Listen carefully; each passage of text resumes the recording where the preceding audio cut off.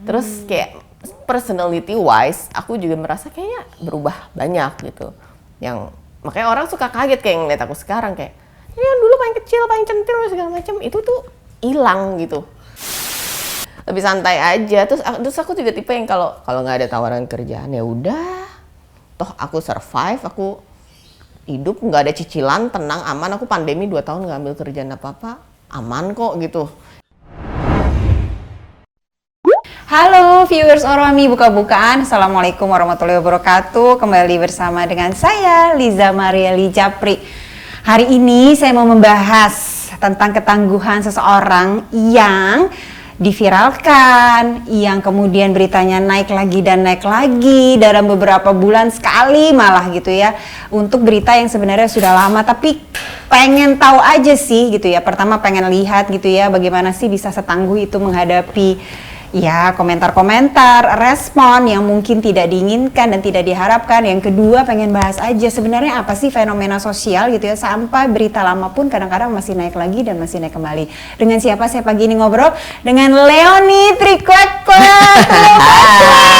Ya ampun, inget banget Leonie, zaman SMA tuh ngeliatin gitu, kali ini lucu banget ya, gemes-gemes. Sekarang nongol di depan dengan sudah dan dewasa. Sudah tidak gemes. Oh, gemesnya sekarang beda, lucu dan cantik. Leonie apa kabar? Baik banget. Thank you for coming. Iya, saya bangun pagi demi kesini loh.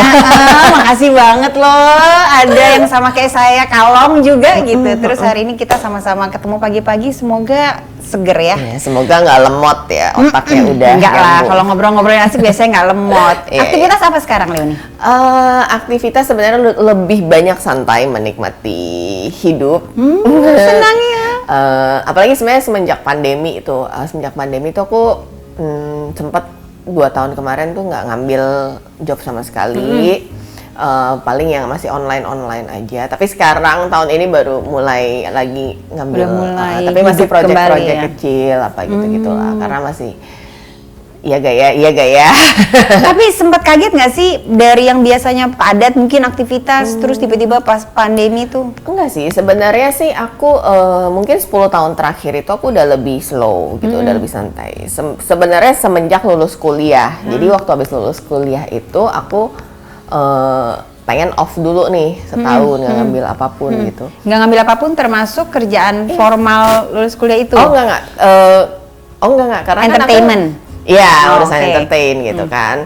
Jadi kayak, udahlah sekalian nih udah lulus kuliah, berarti kan udah nggak ada yang harus bangun pagi ke kampus terus sekalian aja aku off gitu. Jadi aku kayak menikmati itu setahun yang benar-benar nggak ngapa-ngapain di rumah, bangun tidur siang apa segala macam. Terus kayak ternyata this way of life enak juga ya gitu kan, karena kan dari kecil selalu sibuk, selalu ada kerjaan, dan maksudnya aku senang sibuk, aku senang selalu ada kegiatan gitu, aku senang selalu kesana kesini segala macam. Tapi gitu pas habis kuliah itu aku kayak ngerasa coba pengen take a break gitu kan, slow down a bit deh nih.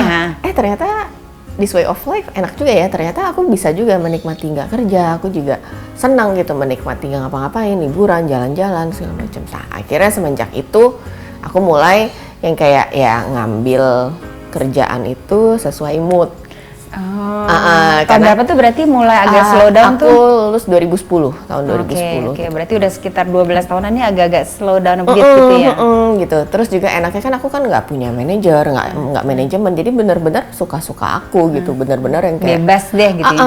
Jadi toh juga urusan ekonomi udah aman lah gitu, rumah apa segala macam. Ya udah kita santai, terus kalau bisa ada rezeki lebih kita liburan, aku sama keluarga pergi. Jadi mungkin 12 tahun terakhir ya kayak begitu. Terus nanti kalau ada kerjaan yang aku, misalnya ada tawaran kerjaan yang aku ini aku ambil baru kerja. Jadi lebih santai gitu. Tapi ada bedanya nggak rasanya di dalam? Kalau dulu kan kayaknya gitu. Atau cerita dulu, penasaran. Ini kan ada terjadi perubahan ritme kehidupan nih. Yang sebelumnya itu bisa sampai masuk trio kwek-kwek tuh gimana tuh? Kalau trio kwek-kwek itu sih dari aku umur 5 tahun ya. Jadi tiba-tiba lomba nyanyi? Zaman dulu kan banyak tuh acara lomba-lomba di mall atau apa. Nah selalu diikutin lomba nyanyi sama nyokap. Karena memang aku dari kecil, dari umur 2 tahun itu kalau udah nonton TV acara anak-anak ada penyanyi cilik atau apa, aku tuh selalu senang pengen nyanyi, pengen ikutin gayanya. Udah akhirnya nyokap, oke nih anak kayak senang tampil gitu, diikutin lomba nyanyi. Dan memang aku kalau kayak jalan ke mall gitu lihat panggung, aku tuh naik panggung gitu. Wow, sepede itu. Nggak tahu malu itu. Sampai kalau kayak ada yang misalnya pameran alat musik, terus ada pemain keyboard, naik aja tuh panggung.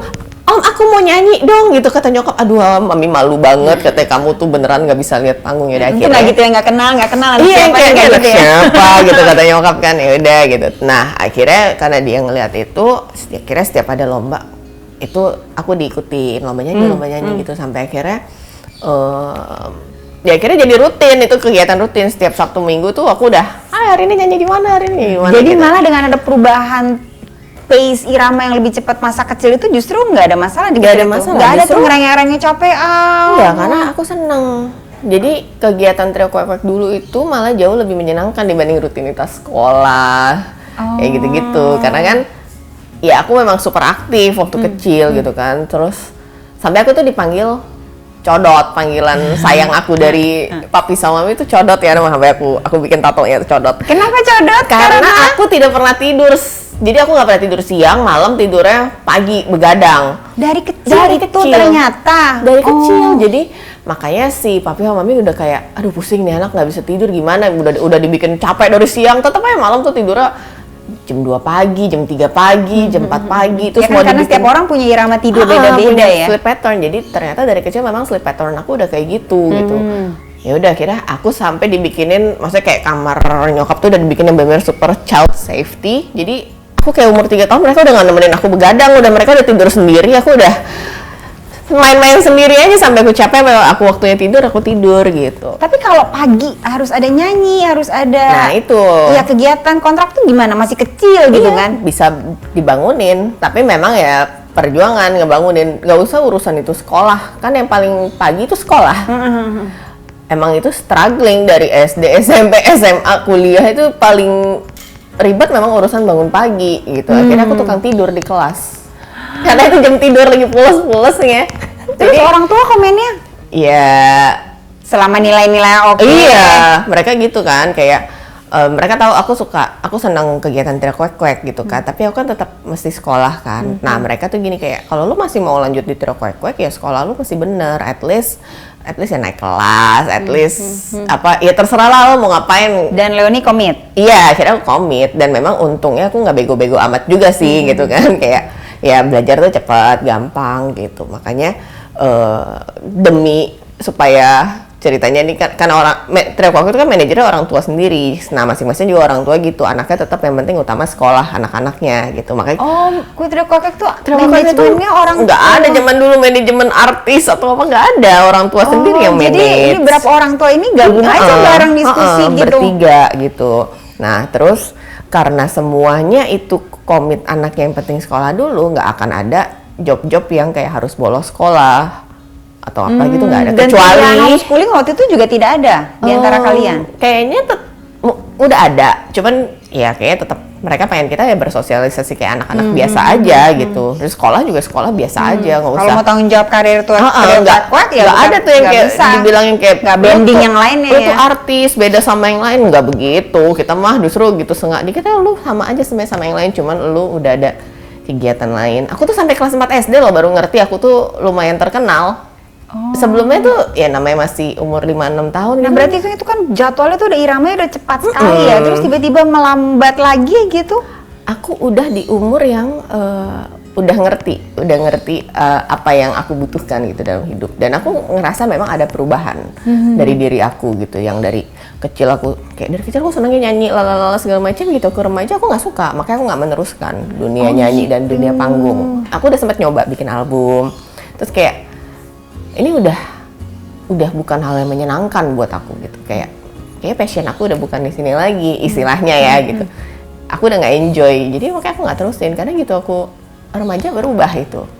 Terus kayak personality wise aku juga merasa kayaknya berubah banyak gitu, yang makanya orang suka kaget kayak ngeliat aku sekarang kayak ini dulu paling kecil paling centil segala macam, itu tuh hilang gitu.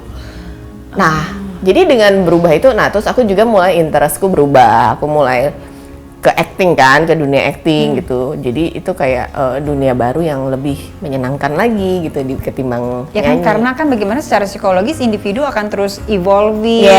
berkembang, Nah, berubah. Itu aku kan tidak bukan satu menolak hal yang itu. Aku tidak menolak itu. Jadi aku ikutin pace hidup aku gitu sampai di satu momen, maksudnya kan aku pas kuliah tuh aku masih tuh kuliah terus. Nah, kuliah tuh sebenarnya paling dari SMA sampai kuliah tuh lebih sibuk-sibuknya lagi karena syuting sinetron kan. Sinetron tuh kan terus tiap hari apa gitu-gitu. Nah, itu sebenarnya masa-masa aku dari SMP deh. Aku selesai Trio Kwek Kwek itu tahun 2000, aku udah terakhir SMP. kali nyanyi bareng Trio Kwek Kwek Tahun 2000. itu SMP. SMP itu aku udah SMP kelas 1. Nah, itu jadi tahu tuh udah ini akan terakhir kali kita manggung bareng nih, udah kesepakatan bareng.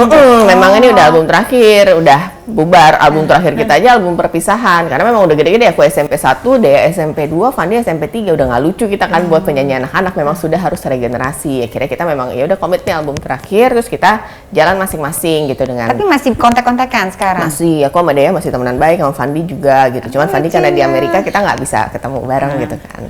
Udah akhirnya gitu. Akhirnya mulai SMP lah. SMP tuh kan aku mulai ke sinetron kan. Jadi sebenarnya SMP, SMA, kuliah itu Jadwalnya jadwal lebih padat sibuk-sibuk justru. karena sekolah, pulang sekolah syuting sampai malam, kadang sampai subuh, pagi sekolah lagi karena kan komit tetap harus sekolah. Kalau enggak orang tua nggak kayak ya udah lu sekolah sinetronnya nggak usah gitu. Jadi kan aku jalanin kan karena aku seneng gitu.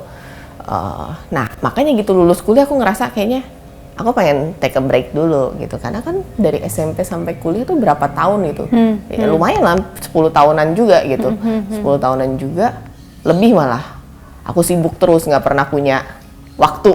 Even me aku kayak, time gitu ya. even aku liburan aja tuh, liburan tuh sambil kerja. Karena tur bersama Leoni kesini, tur bersama Leoni kesini gitu. Jadi kayaknya belum punya family time, me time gitu-gitu. Akhirnya pada saat lulus kuliah kan udah mulai lebih dewasa lah ya, pemikiran apa segala macam. Aku memutuskan ya udah aku stop dulu. Terus orang tua juga mendukung gitu kan. Ya udah kita jalan-jalan, traveling apa segala macam. Terus kayak oke, ini enak gitu. Nah, abis itu mungkin juga dengan itu akhirnya aku punya perbandingan kan, kayak aku butuh balance nih in my life gitu ya, di umur segitu udah mulai mikir kayak Berarti itu sekitar 24 25 ya. Lulus kuliah belum, 23 aku lulus 24. kuliah tahun 2010. Umur berapa tuh gue? Ya 22, 23, Ya, 22 lah. 23-an lah ya. 22, 23 gitu udah. Kemudian Udah habis itu baru ngambil Unit kerjaan balance. yang lebih ya habis ambil kerjaan, break gitulah, lebih santai lah gitu. Dan aku kan udah nggak ngambil sinetron stripping. Dulu kan sinetron masih weekly nih gitu. Terakhir menjelang aku lulus kuliah, sinetron jadi stripping yang tayang tiap hari. Lebih nilai kan, maksudnya wah ini Terus juga ngap nih, ngap. ini juga wah ini yang ini kayak not my thing nih gitu. Kalau kayak sinetron weekly masih oke lah gitu, ini sinetron udah mulai stripping kayak mulai not my thing. Makanya aku juga itu salah satu alasan aku break juga gitu, kayak tarik nafas dulu lagi lah gitu. Keterusan keterusan, jadi sekarang ya udah lebih santai aja. Terus aku juga tipe yang kalau nggak ada tawaran kerjaan ya udah, toh aku survive, aku hidup nggak ada cicilan, tenang, aman. Aku pandemi 2 tahun nggak ambil kerjaan apa-apa, aman kok gitu, ya kan. Terus kalau ada kerjaan, aku lihat hatiku mau gak gitu. Aku baru mulai punya manajer freelance tuh baru tahun ini. Jadi tahun ini baru mulai Jadi, manajer freelance-nya. iya, sebelumnya nggak pernah. Kenapa tiba-tiba terpikir mau ada manajer Karena pas freelance? ketemu syuting sama apa nih, dia manajernya si talent satunya gitu kan. Terus ngobrol-ngobrol sama dia, kayaknya sistemnya dia cocok nih gitu sama aku gitu. Jadi ya udah sama-sama kayak mencoba gitu, yang kayak ya udahlah ayo gitu. Baru dia aku punya manajer. Sebelumnya emang enggak, makanya lebih suka-sukanya lagi kalau udah kayak udah nggak punya manajer ya. Jadi tawaran yang datang mungkin udah lebih dikit dari orang lain.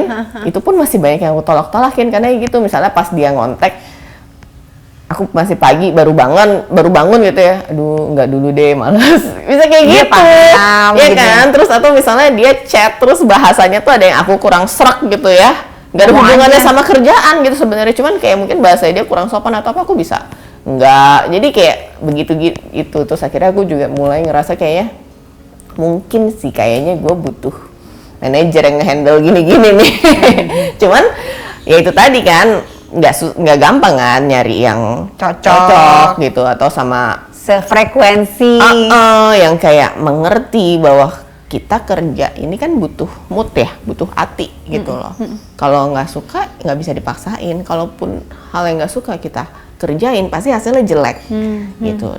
Nah pas ketemu sama si manajer gue ini kayaknya ini lumayan sefrekuensi nih gitu. Terus dia juga memvalue talentnya gitu. Jadi ya udah baru nih. Jadi setelah 30 umur berapa sih gue? 35. Kalau tahunnya mau 35 ya. Baru punya manajer sekarang. Sampai ya paling ya aku kadang sekali-sekali nulis caption Instagram atau apa gitu, kayak hidup gue yang jalanin, terus gue yang nentuin jalan hidup. Enggak, gue bilang kayak intinya kayak hidup gue yang jalanin tapi netizen yang nentuin. Sampai preferensi seksual gue aja netizen yang nentuin.